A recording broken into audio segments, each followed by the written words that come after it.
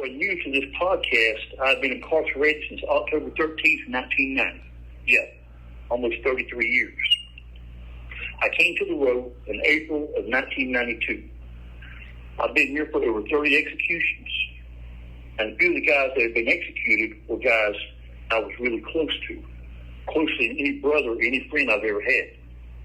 I knew their family, they knew mine. Their executions affected me in ways that only the loss of a best friend can. And even though I cried and grieved and still grieve over the death of these guys, the recent loss of a relationship I had with a young lady in Germany has been magnitudes higher.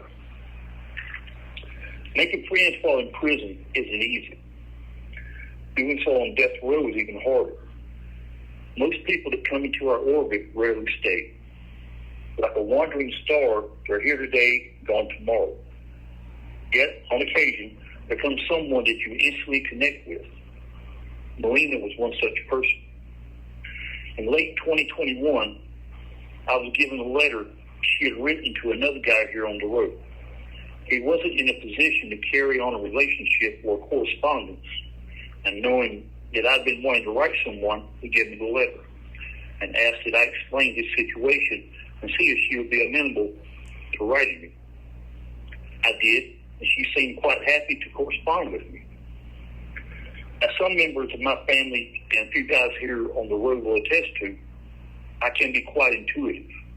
I'd hazard to say I am, at times, I seem to have the ability or talent or curse to sense things that most people do not. Well, after Melina's first letter to me, I immediately knew we were going to be good friends. I called Melina my little magpie because she once took care of a baby magpie and raised it until it could take care of itself in the wild. That story is known to the regular listeners of Prison Pod. Me and my little magpie shared things with each other that go beyond the superficial things people discuss. We both had difficult childhoods. We both had unresolved issues with our parents. And to some degree, those issues can't be resolved. Her dad committed suicide, and my stepdad died some years ago. Both her dad and mine died without telling us that they were sorry. And that leaves scars. We share other familial traumas that I will not discuss in this forum at this time. Suffice it to say that I still suffer from complex PTSD stemming from severe child abuse. My little magpie has her own personal demons that she struggles with on a daily basis. The postal system being what it is, and the distance being so great, our mail will take a while to arrive. The letters we wrote were long, involved, and full of life, nothing boring. On the contrary, our letters were a revelation. Each letter brought us closer and closer, emotionally speaking. When someone likes you in a certain way, you know it. At least I do. I knew in no uncertain terms that my magpie liked me, and liked me a lot. And me, I fast become enchanted with her. She is so fresh and new, something different that I never had. When I asked for a photo, this girl, this irritatingly attractive girl, made me wait and wait and wait. But I knew she was going to be a little hottie. How did I know? I just did. I can't explain it. When she finally sent the photo, my intuition was totally confirmed, quite attractive, as I knew she would be. We got an Android tablet about the time that I decided that I wanted more of this girl's attention. I more than liked her. I was smitten, totally in love with this 28-year-old German social worker. This wonderfully, amazingly funny, smart, and beautiful girl had won my heart. And I felt she cared for me just as much. On May 11th of 2022, roughly 9 a.m., I made my usual phone call to her. We'd been texting and talking daily. She got a Skype account, and I called her as often as I could. Sometimes we'd spend 2 hours at a time on the phone. Well, that May morning, 9 a.m. here, 3 p.m. in Germany, I told her I needed to say something important, and I was scared. I'd never before told anyone that I was falling in love with them. Never. Sure, I loved a few girls, In my 3 decades in prison, I'd only had 2 relationships. And the last one, in 1999, ended badly. Magpie knew what I was going to say, but she couldn't see the sweat dripping down my face, mixed with the tears of anxiety. She could hear my nervousness and got really quiet. I told myself I wasn't going to tell her, but I had no choice. I had to put into words what we both knew I was feeling. I had no doubt she felt the same, but wasn't sure how she wanted to proceed. But I just put it out there. She started crying. I started crying. And indeed, we both felt the same way. She got in touch with my sister Tammy. She found out that I was covering for my family as relates my criminal charges. Not that I wasn't guilty or that I was innocent, but I was still covering for them. She called me an idiot, said she would wait for me if I had a chance to get out. And I believed her, or I wanted to. She might have believed it herself, but not strongly enough. I came to this relationship with my eyes open, but I didn't protect my heart, not nearly enough. We had an agreement. If and when she met someone she wanted, she would not leave me adrift or wouldn't ghost me. There are a few things that can be sent to us on the road. We can have books ordered via Amazon or some related entity. Money can be put on our commissary accounts, Connect Network phone account, or our tablet account. Care packages can be ordered 4 times a year. And last but definitely not least, we can get photos, either sent to our tablet or sent via text behind. Text behind is only a photocopy of on plain paper of a photo, but the photos can be erotic in nature. However, no genitalia, no nipples shown. Pair of buttocks are legitimate, but none of the other. I never asked for money from her. I never wanted my little Magpie to think I wanted to use her. Both she and her mom ordered me books for my 53rd birthday last year. That her mom, whom I call Mama Tina, would do that made me feel accepted. Magpie put funds on my phone account when needed, but asked only for her time and her love. Well, that's not true. I wanted to see her rump. She is blessed with a most adorable body. She shared it with me in the only way she could. And I had photos taken for her from the rec department. We had photo sets. Everything was going great, or so I thought. There was a group of people in her apartment building that would hang out, grill food, drink, and otherwise socialize there. 2 guys made my radar go off, and for good reason. Suffice it to say that I saw the signs and knew something would happen between one of them, and it did. One day, around the 3-month anniversary when I told her that I was in love with her, I get a text. At first, I was confused with some of the words I was being dumped by a freaking text. The one I now call that guy, because I refuse to say his name, has stolen away my little Magpie. She said she'd gotten close to that guy and couldn't be my Magpie anymore. And she proceeded to shut me out and was cold toward me via text as anyone could be. She wouldn't or couldn't talk to me for 2 weeks. And then when we spoke, we both cried. But while she now had that guy, I had no one. How did that affect me? I was devastated. While I wasn't suicidal in the classical sense, I contemplated making someone do it for me. At the time, I was on a high dose of steroids taken to stabilize my medical condition of ulcerative colitis. Betrayal and heartache do not go well with steroids. I walked around the day room, or more accurately, I stomped around the day room, listening to music on my tablet, singing in a loud voice not made for song. I saw the looks guys were giving me. I relished the confrontation. I'd already decided what I would do if approached by someone that took exception to my misery. The steroids had me craving attention and convinced me that I was invincible. And if I was proven wrong, so much the better. I had a plan that would maybe take care of my misery, but thankfully that didn't come to fruition. Needing a way to come to terms with my loss, I wrote poetry.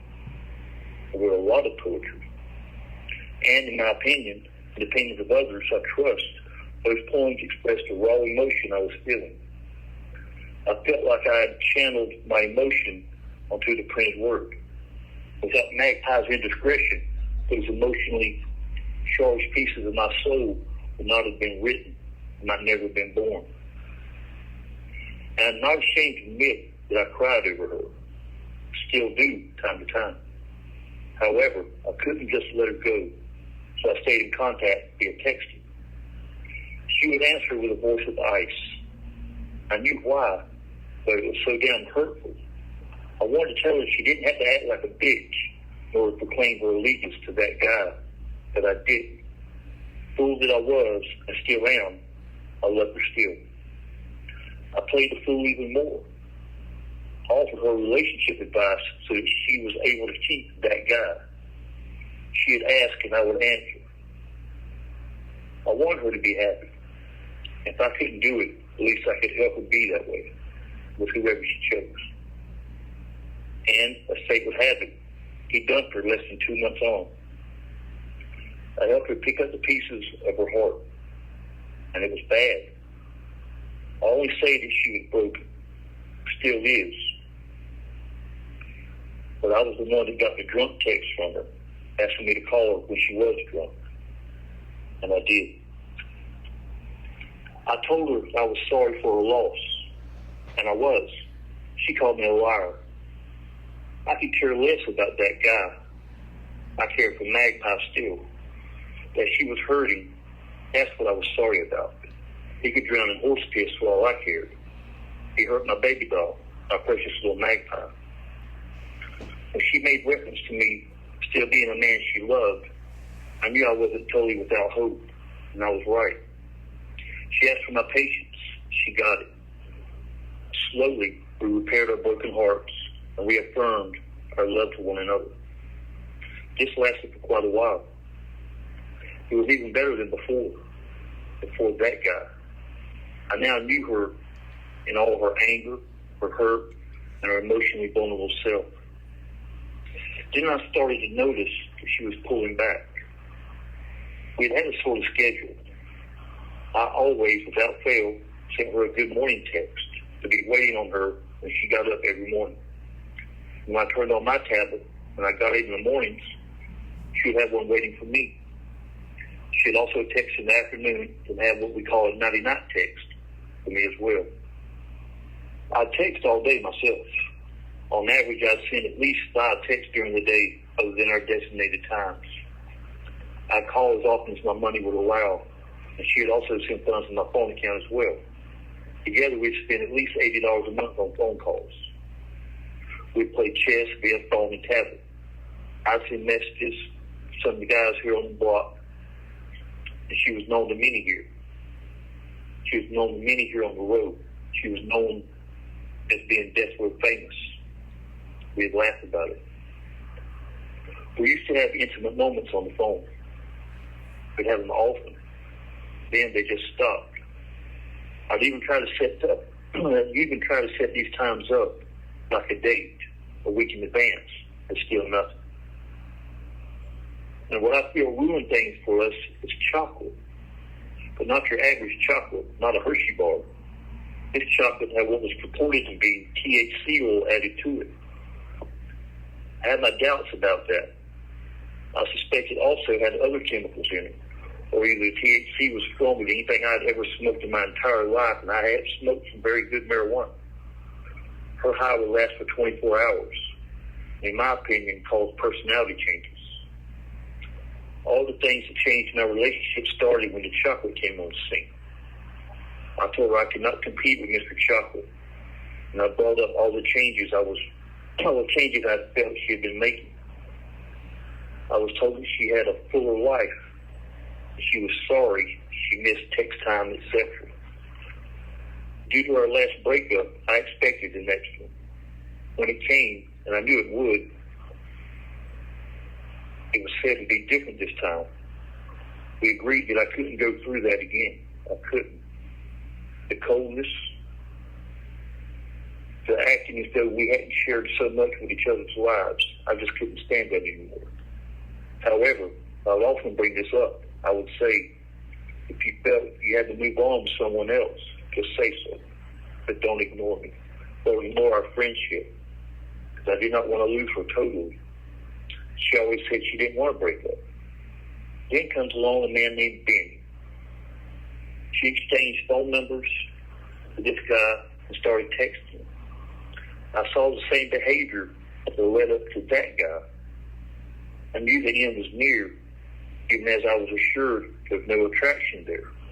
Finally, I again asked and mentioned that the time came for her to move on, she should just say it. She started crying and said she thought the time was now. But I was assured there was no guy to blame. She just needed to go solo and have time to herself. But we would continue to text every day, she said. We would talk and whatnot. I asked her how my standing with her is, what she expected of me. And she said, no more phone sex. I said I hadn't had that in 3 months, so that wasn't a change. But the words, I love you, spoken just moments before, would never cross her lips again. Instead, I would get a text and say simply, I'm sorry. You're still my best friend text. I will still be there text. The texts now are very rare events. All of the I'll wait for yous and you get out plans we made, or the I would marry you stories. I have to believe those were fantasies in her mind that made her feel good. It only made it worse for me because I was foolish not to believe it. And to top it all off, I'm still just as much in love with her now as I've ever been. I don't know what else to do. Do I cut contact because she put me in the fantasy world? Or do I continue to hope that she'll come back around? Do I continue to be the guy that she might text when she wants to?